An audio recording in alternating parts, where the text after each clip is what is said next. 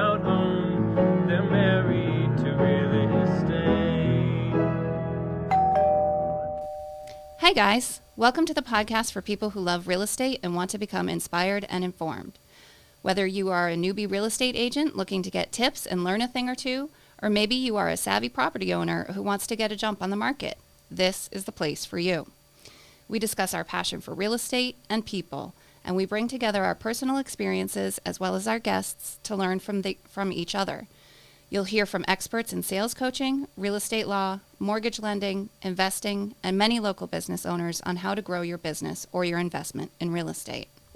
I'm Mary Elliott. I'm Mary Forster. And I'm Mary McCauley. And we are Married to Real Estate.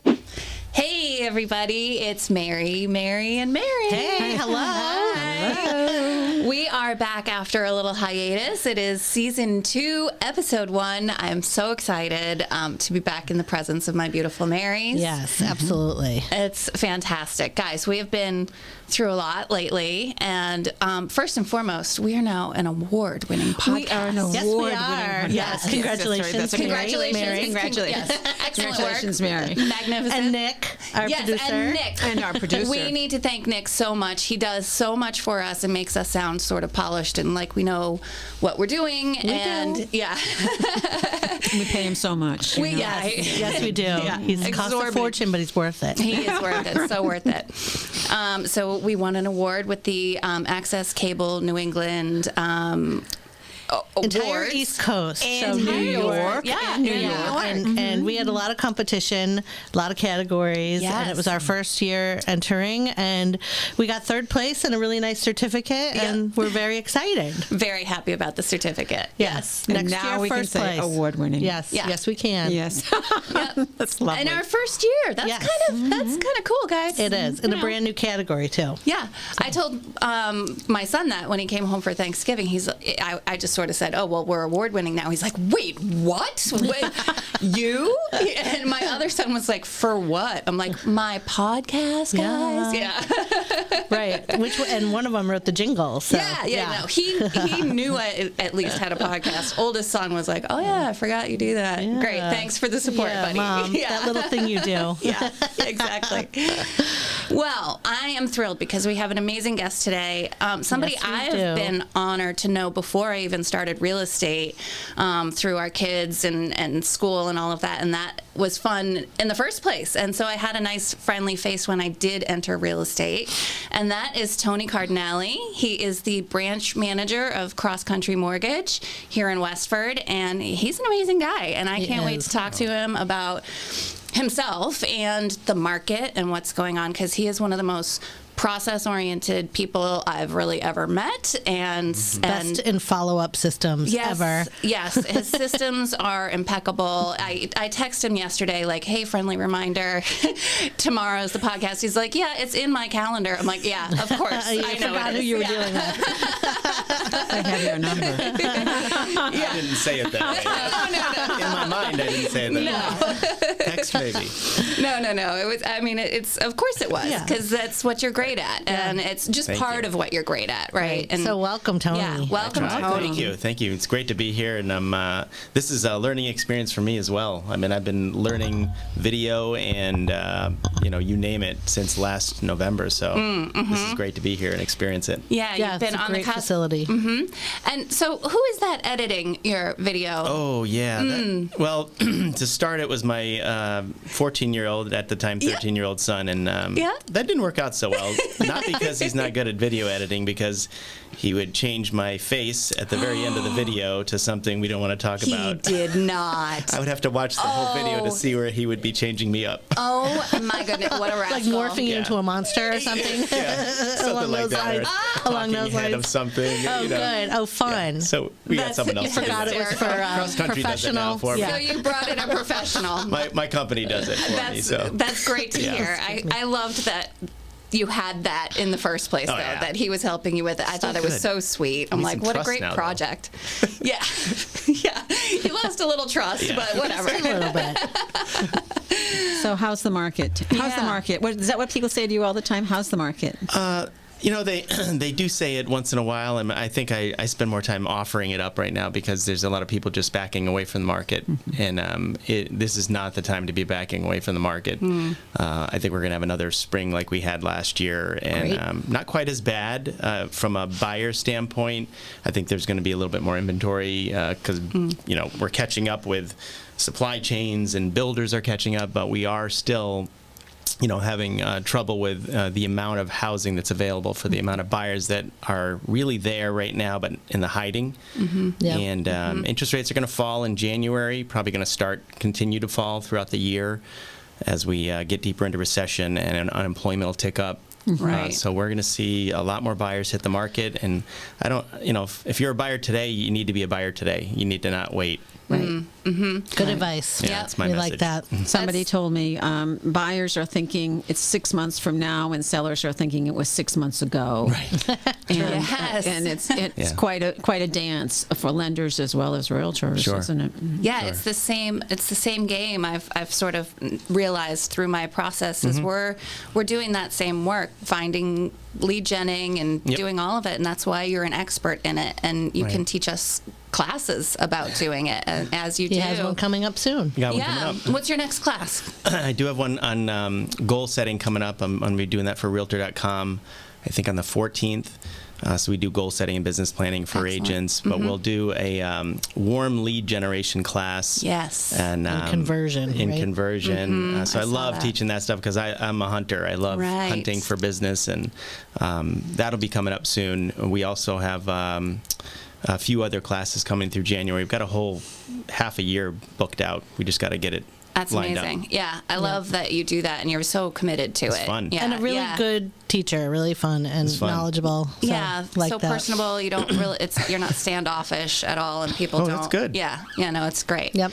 Tony, I was stunned that conforming rate is in the 800s. Yeah, I know. How is that? Would you explain conforming rate for people who don't know what it is? The conforming loan limit is where we can lend using Fannie and Freddie financing, which is conventional conforming financing. It is an easier way to underwrite and process mortgages. It allows us to streamline the process for buyers and borrowers in our case. Just makes it easier and more readily financing. So instead of being a jumbo loan, which would be something well over that, if you're getting a home and you're a first-time home buyer and you're trying to finance using jumbo financing because you're buying a home that's too expensive and you can't get your mortgage below that 800 number. You're going to be using jumbo financing, and that is a manually underwritten loan by a human being who has to make the decision all on their own shoulders to underwrite and decide on that mortgage to fund it. And if you're a first-time home buyer with not a lot of experience to show, they're going to have a little bit more trouble with that. And so it is a really difficult market for especially first-time home buyers. I feel for them because they have to try to buy a home when housing prices are climbing and continuing to climb with interest rates climbing, and they have to pass that hurdle where they're trying to get financing that fits into the conventional conforming loan limits. So it's really been a difficult time with housing prices rising so fast. Right. Wow. Except we've seen a lot of prices coming down and some price adjustments. I mean, they're still high, but they're not as high as they were. Right. And typically, isn't there a relationship between the price of houses and the interest rates? There is, and I think that's also that's going to be there still. As we get into this next year, though, the problem we have is the household formations is still there. It's been climbing and growing, and household formations creates buyers for markets, whereas we don't have the housing yet to fill those needs. And so there's still a disconnect between the amount of household formations that are occurring, people needing to buy homes, whether you get divorced, you move out of dad and mom's basement, you graduate college, whatever it might be, renters. They're going to have problems finding housing still, and so that's why we believe the housing market's going to be still supported, even in this environment that we're in. Whereas we're going into a recession. If you look at all the last recessions we've been through, housing has almost always gone up, except for that 2008 time when it was which was a different animal. Well, it was caused. The housing crisis was caused by the mortgage. By the mortgage, right. So, but not you. That's a different. But it's a different forecast. Yes. Right. Yes. We're back to the 52 years of history we've had going through recessions and seeing housing prices continue to be sustained, mortgage rates fall. So we're just expecting the same thing. In a way, it's kind of reassuring. Yes. I would say the last couple of years have been, for a realtor, scary. Yeah. Just really scary. No limits. No limits. Yeah. And now, I don't know. I thought it was kind of predictable. fun. I wasn't You were on really the seller side all the time. That's why. I did. Yes, I had a lot of listings during that time. Very so smart. Look at that smile. Great. She thrived. Yeah. That's where you should be. Absolutely. Yeah, but but everybody kind of knew it was this inflated bubble, right? Or at least that's not having been in the market prior to COVID, really. I wasn't here for that, but that's what I had heard is, okay, we're floating high on all of these high prices. Yeah. And at the time when I entered, low interest rates. Yeah. And when's it going to stop? It's got to stop at some point. I mean, low interest rates was a gift. Crazy. Yeah. We're just not experiencing that right now, and that's why this has been such a struggle. Right. With prices rising so fast and the conforming limits not there yet. Right. And they're really pricing people out of the market. Unbelievable. Tell us a little bit about creative mortgage financing. What is the fun stuff? Oh, I have a story. That is the answer to that question is so big that it would take hours to talk about. So no, but Tony did for a mutual client, one of my buyers a couple of years ago. She didn't have a credit history, and you hadn't built. So after she got divorced and all of that, all she did was pay cash for her rent, for her everything. Right? I mean, you obviously got into the nitty gritty of her finances more than I did, but she had plenty of income and money, and but she just had no credit, so that was a snag, right, with underwriting or all of that. It is. But I remember Tony being like, I'm so excited. I haven't done one of these in like 20 years. I'm like, glad I could bring you some fun to your day. I really like it. So what's the solution when somebody doesn't have a credit history?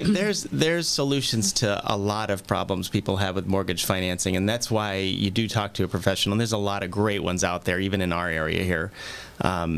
With mortgage financing, there are a number of solutions to problems like no credit, where we can, especially with Fannie Freddie financing or FHA financing, you can build a credit history for someone out of rent history and utility payments they might have in their name. And that's what we did. We just did it recently again for a first-time home buyer who had no credit history. And you simply will build a credit history for them using canceled checks or rent payments on time, that sort of thing. And then we will manually underwrite the file, or Fannie Mae will let us underwrite the file that way and close a mortgage for them. Do you charge people for that? No. With any mortgage financing, lenders are paid by the servicer of the mortgage. So we get paid a service release premium by the servicer of the mortgage when we sell the mortgage to that servicer. With CrossCountry, it's CrossCountry. But the servicing group will pay a fee to originate that mortgage. And that's part of why, this is interesting, why our interest rates grew so quickly, got so high so fast. Right. Part of it was because all of our interest rates, a lot of our interest rates will come from the bond market. Bond sales, Fannie and Freddie will sell, or the mortgages will be pooled up and they'll be sold in the bond market as a security. Well, the investors who buy those securities will say to themselves, okay, I'm going to pay a premium to get this security, this package of mortgages that are actually human beings paying their bills on time, and they're going to pay a premium to get that, all the way back to the originator and the lender who originates it. Well, if they realize that these loans that they're buying in a security are going to be paid off quickly, they're going to want a bigger premium up front because they're not going to get any interest over time, right? Right. This is what's happening right now, and why it's going to start getting better is because there's going to be a little bit more tail on the end of it for these investors. Those investors buying these packages of mortgages on Wall Street have been saying, I want a bigger premium up front. People are having to pay points just to get a loan right now in some cases, and they're not getting them because they just want to buy a lower rate. We can't even originate a loan. It's illegal to originate a loan with too high of an interest rate, but Wall Street wants the interest rate, and so we can't do that. And so they're jacking up premiums on mortgages to get liquidity to provide mortgages to the public. So speaking of rates, I was just going to say, every time the Fed raises the rate, can you explain how that really affects interest, because people think, oh, that went up, so now interest rates, but it's not. So can you explain that? Really, really common misconception that the Fed, when they're raising interest rates, it's going to affect our mortgage rates, and it's not a direct correlation. These are different in the respect that the Fed is trying to attack inflation. They're trying to get the economy under control. They're trying to control inflation by raising the Fed funds rate. On the other hand, mortgage rates are not following that curve. They're more following if, for example, just to give you sort of some perspective on it, when the Fed raises the interest rates and slows the economy down, think of Wall Street investors buying either stocks or bonds. If the Fed is jacking up rates and slowing the economy down, investors don't want to invest in the economy, the growth of the economy. They want to invest someplace safe. And so there's something called a flight to quality that happens, where investors will say, you know what, I'm going to start buying bonds because I want security in my money instead of equities. Right. And so you'll see bond prices start going up. And when bond prices go up, mortgage rates fall. And so when the Fed is jacking up interest rates, slowing the economy down, bond investors are saying, let's buy more bonds. Interesting. And so we'll see our mortgage rates fall. And that's why it's happened so many times, because that's kind of how it works. Cool. Yeah. So not something people need to know a lot about. They just need to understand that it's not a direct correlation. It's often very the opposite. Right. You see it on the news. Right. That's, the sky is falling. Right. That sort of a thing. And so it's nice to kind of have, the real lowdown on what. And people Absolutely. can watch like the long-term Treasury bonds are a competing security to mortgage-backed securities. So people watching the bond market, they can simply just watch the Treasuries and see them going up or down. The 10-year Treasury, if the rate on the Treasury is going up, probably mortgage rates are going up. They travel together often because it's a competing security. I'm going to buy that or that. They're both safe. Right? They're both good investments. Right. Thank you. That's fascinating. It is. I think it is so popular to believe that you should act like a tortoise right now and just put your head inside and get out of the real estate market. And it's so nice. And we're lucky enough to have access to experts that can tell us this on a daily basis, but so many people out there just have given up and think it's not the time. And like Mary Forrester said, it's either 6 months ago or 6 months in the future, and convincing people of that is difficult to do without the actual facts and forecasts of and that's why you have a knowledgeable professional that you can send them to. Absolutely. And say, you don't have to be an economist. Right. I can just be a realtor. Yes. And know enough and have enough people on my bench to send them in the right direction. That's right. I agree. And I think a lot of people are trying to play armchair economist at home, Fed raised the rates again. Yeah, exactly. You don't even know what that means. And you get, feedback from clients being like, oh, well, I know how this market is going to go, and I'm out right now, and I'll be back in the spring because I know it's going to be much better then. Right. I would love to see your crystal ball, sir. Thank you. Yeah. Well, inventory is still low. Like back to what you were saying before, Tony. Inventory is still low. Right. Yeah. 6 listings this week or something like that. In our territory. In our territory, exactly. I know. So what I love, ladies, is I love talking with lenders about the variety of products you have. So you have a doctor who's, just finished an internship, has no money, zero money, has loans up the wazoo, and now we want to find him or her a house. Right. And there's problems like that. There's investors that are buying rental properties and have a better looking picture with the cash flow that they make on the property than their income. There's self-employed people that have challenging tax returns that need a lender to look at the way their business is run and their cash flow in their business. So there's solutions to a lot of different problems. It really does take a lender to sit down and look at the entire picture. And that's why it's difficult in times to, give a snap decision on something. Like I'm one of those people that likes to look ahead of the curve and make sure that when we arrive on the other side of that curve, we've got a closed transaction and things happen, the way they wanted them to. And that takes a lot of upfront research. For example, when you have a situation like a doctor who's, that doesn't have a lot of history, or even a first-time homebuyer that just got out of college. no employment, we can get a mortgage for them. Right. You know, they don't have to have that employment history. They just were in school for training. And so there are solutions to problems. It really is, it takes time to talk through those solutions and ideas. One of the hardest things I have had to deal with is clients who want 1/8 of a percentage better. Oh, in rate? Oh, yeah. I had a guy from a federal agency, we won't describe which one, had 2 applications going at the same time. Oh, yeah. And it was clear, was very clear with both lenders, and was looking for that 1/8, you know? Yeah. And what I want to say to them is, you're getting Tony Cardinali.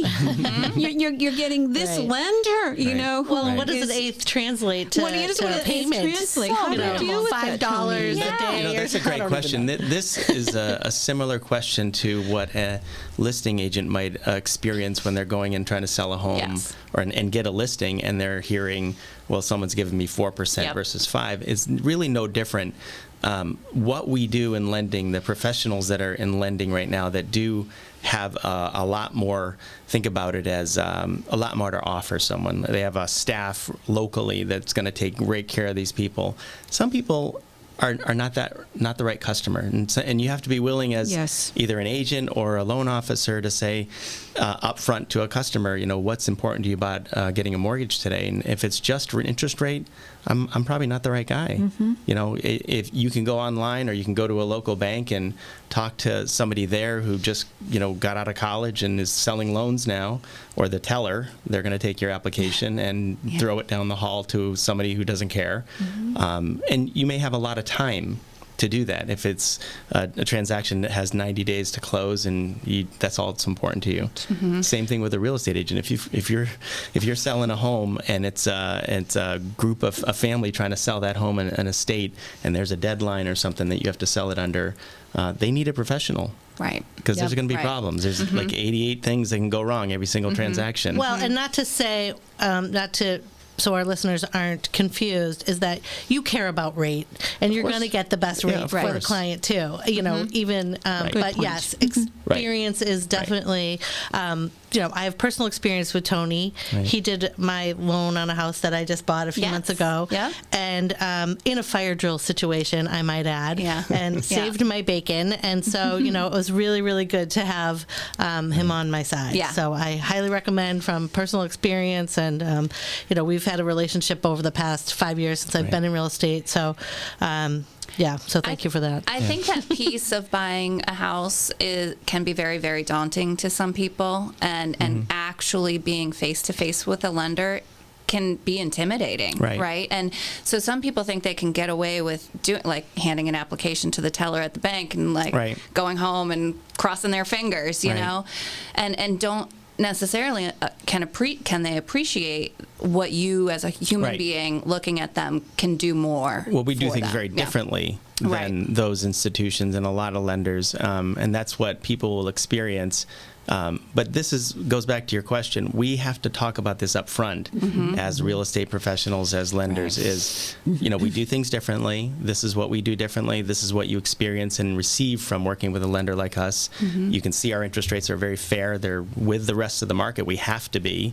But, you know, if it's just about interest rate and you're just going to try to look for the cheapest thing or the cheapest commission on a real estate sale, we may not be the right lender or the right realtor for you. So that's really the point, and that's it's about communication and sales. I mean, sales is communication. It's talking about it up front and asking for commitments because of what these people and buyers or sellers or borrowers going to receive or an experience. Yeah, and you're very regimented about that. I've been in some situations with you and with clients who weren't sure which lender they were ready to pick, right? And you're like, okay, well, as soon as they're ready to choose me, let me know. But it takes an upfront conversation to get to that point. You don't just say that. No, of course, You have to be able to say. What do you think? What's the number one consumer sticking point? Is it, you know, if you ask for that paperwork, get it in, get it all in, get it all in right away, or you know, what do you see? What's the biggest pitfall? Yeah, what people can do to mess up a transaction. Yes, exactly. There's a lot. Go buy the Lamborghini, you know. Right. Don't be buying furniture for the house you don't have the mortgage for yet. It takes a lender and real estate professional to guide people through that process. It's communicating what they can do to mess up a transaction, like not responding to document requests when it's needed, like depositing a pile of cash that you have in your mattress. One amazing story I had with a local great friend and real estate agent. We had a condo transaction happening. It was a detached condo, so it was a good-sized purchase price. And the woman was putting 20% down, had the money in the bank, no problem. And she put her earnest money down, and we were going to verify that because lenders have to verify the earnest money. Where'd that money come from? We just want to see it come out of that bank account you showed us earlier. Well, before she wrote the earnest money check and gave it to the seller, she deposited $200,000 that she had in a safe at home. Okay. Wow. And so no record, no trail. No paper trail. And so the problem is we can't, in lending, allow them to use that money because we can't prove it's not a loan. There's no way to prove where that money came from, and so we can't say, well, you just went and got a loan and dropped that in the bank. And so that becomes a problem. Yeah. This is an example of the kind of issues that we have to learn to communicate up front in real estate and lending, and try to get people to not do something like that, because we would never have thought. She had all the money in the bank. And so we can solve that. There's a way to solve that kind of problem, but that's where we have to start reacting, and we're reacting to something we never expected. Well, and I think having the open communication with your lender and your real estate professional is important, because you don't know what you don't know. Right. And so even we had a situation where they had been out on disability, and so their pay was different, from that. So there had to be, a letter written just to explain it. It wasn't hard to do. The client was a little grouchy about it, but as a real estate professional, I could twist his arm. We don't know him, of course. We don't know him. Random client. So true. But I'm just saying, it's funny that it's just really important to have that open communication. And if your lender says get it right away. Yeah. Just get those papers in to keep your timeline and close on time. That's what they don't see, that's a part of the process. They're on your side. Yes. Like 100. They want your loan to close too. And you want to move in on the 30th or whatever, so you do what they ask. Please. I have something I learned years ago from speaking with so many clients and learning that lessons of things that happen during a transaction. And you can take this away as well. We in our professions need to have empathy and perspective. Yes. Empathy meaning we know they're going through a difficult time, buying a home, it's anxiety, and perspective gives them the why. Why do we need to show evidence of where all this money came from? That sounds dumb. Right. And if you give them the perspective, like there's a lot of people that commit fraud, you and I don't, but there's a lot of people that commit fraud out there, and we need to know, this is why we need to know it, and give that to them, and they will appreciate that, and you'll have that in your toolkit when you have conversations with your buyers. Yep. Absolutely. It's like you're impugning their character, Yeah, right. Yeah. For the third time, I'd like to see that checking account. And what was that all about? Yeah, people can get indignant, and I think it's a vulnerable place. Right. It's a vulnerable. It is. Someone's looking at your underbelly, of your finances and how you live your life and what you're doing, and it's unnerving. Everything's scrutinized, and oh God, he's going to see that I spend too much money on my nails or whatever it is, and so, do you find with your clients that they don't want you in their financial picture at all? I don't find that, but I also don't really go that deep. Right. I trust my lender partners because and you have those for that reason. Yeah, I would say that's my experience as well. I sort of get a cursory overview of the picture, and are you guys okay to be able to put a deposit down, and then is anyone gifting you money? Right. We just have to keep, and knowing that we have to keep track of that and have a paper trail makes me ask the question up front. And I think that most of my clients are comfortable with the mortgage professionals that they have in their life and don't feel the need to tell me the minutia of their finances. So many of my clients were from overseas that they didn't trust or know the system here.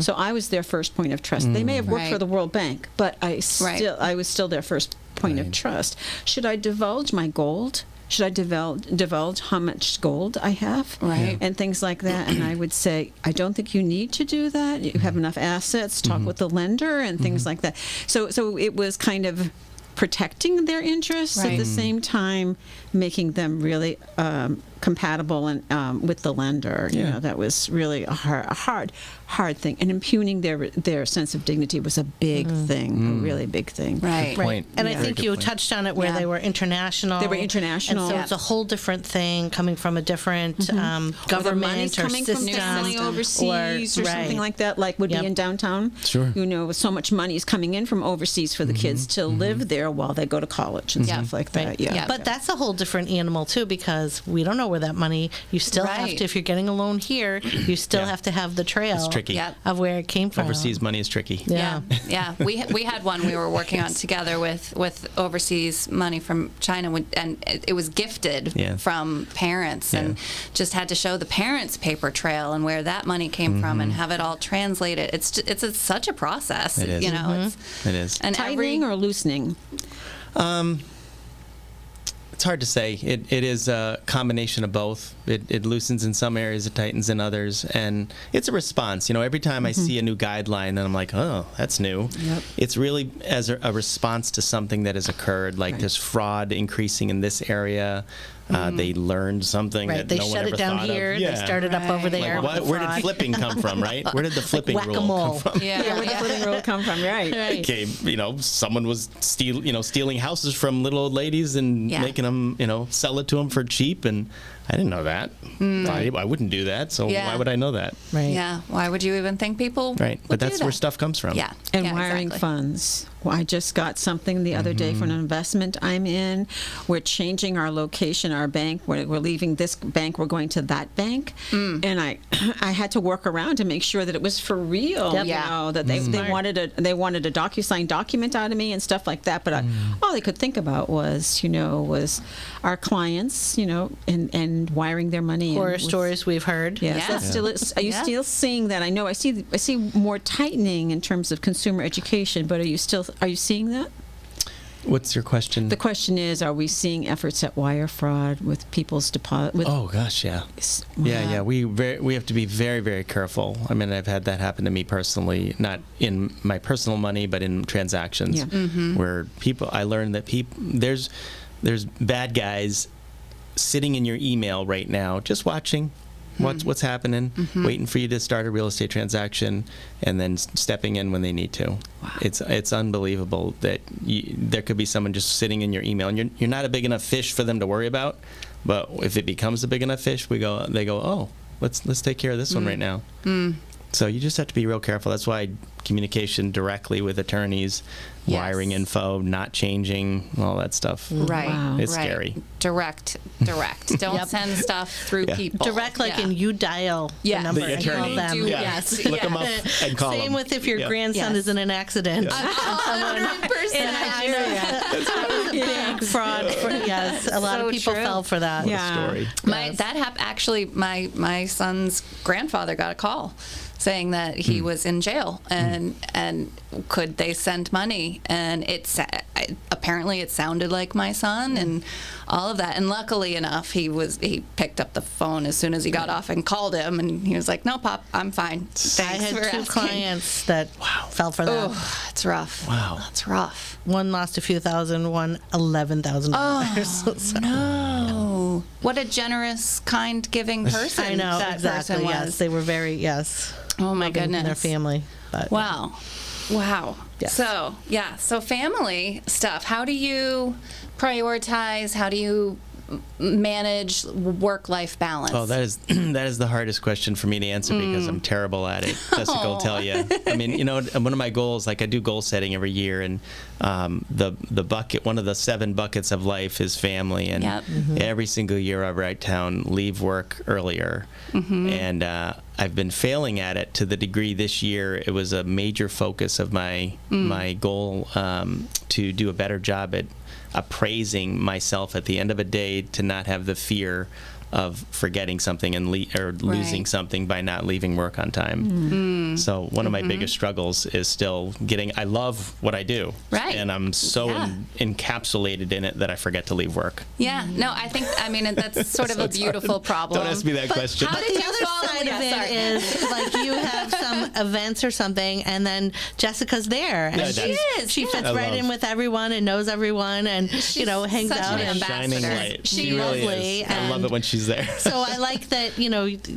she's supporting you in what you're doing, so it's really good that you can. I'm so blessed. And you had your son editing your videos. I mean, I think that's examples. Both of these are great examples of how you do integrate and you balance it together. I try to. I'd like him to do more, but and you have it. We gotta trust. I know. He has to build back some trust. Turning you into the Tasmanian devil at the end of your video. Maybe when he's 16, you can revisit. But you do great things with that. I mean, you have ATVs. You go four-wheeling. I mean, it's a great family time. Stuff. You guys, don't beat yourself up. No, I doing don't. It right. But I still like to be around the dinner table. Yeah. We have the most fun when we get together around the dinner table. We just laugh the whole time. So. Well, I love your family. I think they're great. Thank you. Yes. Likewise. Likewise.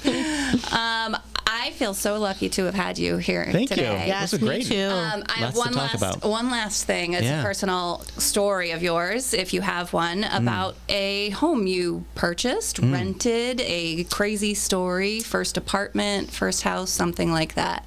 Anything coming to mind? When you say crazy story, I've had a noteworthy story.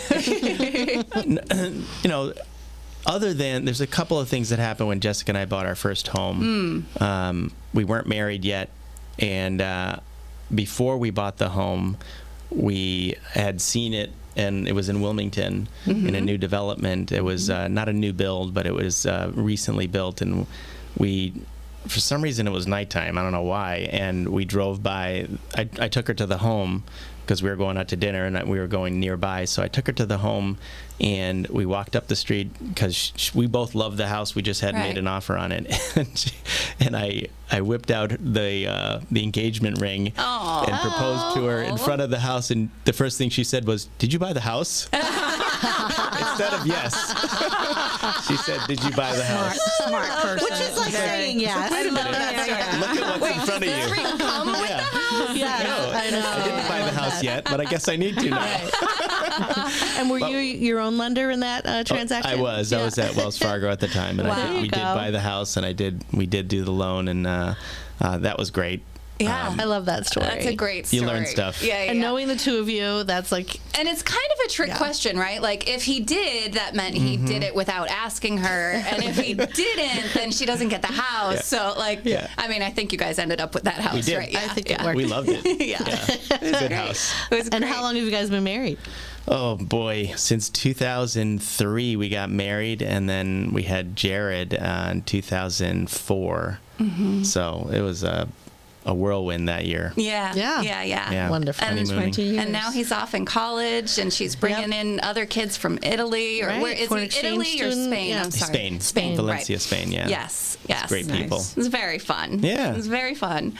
Well, thank you so much for coming. Thank you, guys. Tony. It was a pleasure being here. Meet you. Yep. I'll have you on my podcast. All right. Yes, Very absolutely. good. Well, We'll have set a you up with studio. Sarah. Set you up. Sounds great. Thank you. Okay, thanks so a lot, much. Tony. Happy holidays. You too.